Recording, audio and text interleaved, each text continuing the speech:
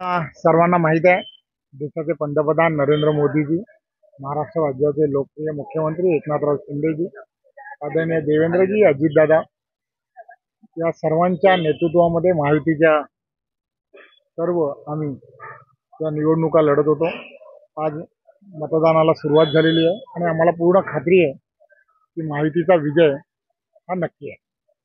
आज कल्याण पूर्वेमध्ये 142 विधानसभामध्ये मी मतदान केलेलं आहे आणि जो महायुतीच्या याच्यातून जो विकासाच्या कामांसाठी आणि जनतेच्या ज्या उत्साह आणि जो प्रेम त्यासाठी मी एक आव्हान करते की जास्तीत जास्त लोकशाही बळकट करण्यासाठी नागरिकांनी बाहेर पडा आणि मतदान करा हीच मी त्यांना विनंती करते। जय हिंद, जय महाराष्ट्र। ताई काय सांगाल, काय विश्वास आहे विकास कामाला घेऊन?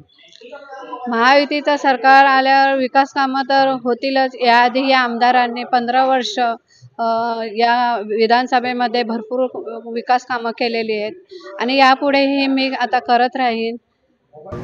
आज महाराष्ट्राच्या विधानसभेचं निवडणुका आणि आज मतदानाचा दिवस आहे। सुरुवातीला सहकुटुंब मतदान केलेलं आहे आणि सोबत आपले माजी आमदारसुद्धा आलेले आहेत, नरेंद्र पवार साहेब।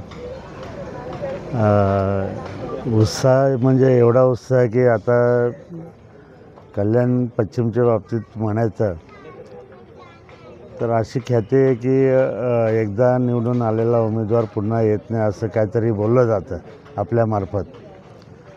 परंतु पवारसाहेब आता जातीने उभे आहेत तिथे आणि लोकांचा उत्साह तुम्ही बघतायत। कल्याण पश्चिममध्ये इतिहास घडण्याच्या दृष्टीने पावले पडत आहेत।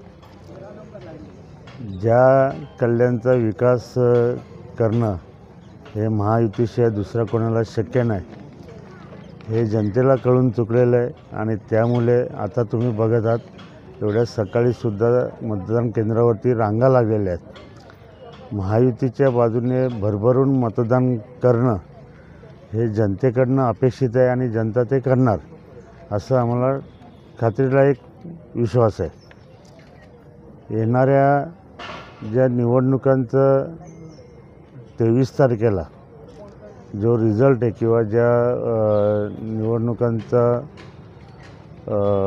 मतमोजणी आहे त्या 23 तारखेला महायुती मोठ्या ताकदीने पुन्हा महाराष्ट्राची सत्ता काबीज करणार आहे आणि शेतकऱ्यांचं, कष्टकऱ्यांचं, कामगारांचं आणि सामान्य माणसांचं म्हणजे एकनाथ शिंदे साहेब यांच्या भाषेत म्हणायचं तर कॉमन मॅनचं, CM म्हणजे कॉमन मॅनचं सरकार ह्या महाराष्ट्रामध्ये पुन्हा येणार आणि सुजलाम सुफलाम महाराष्ट्र करण्यासाठी त्या दृष्टीने हे सरकार पावलं टाकणार। की मतदान जागृतीसाठी वेगवेगळ्या माध्यमातून लोकांपर्यंत जाण्याचा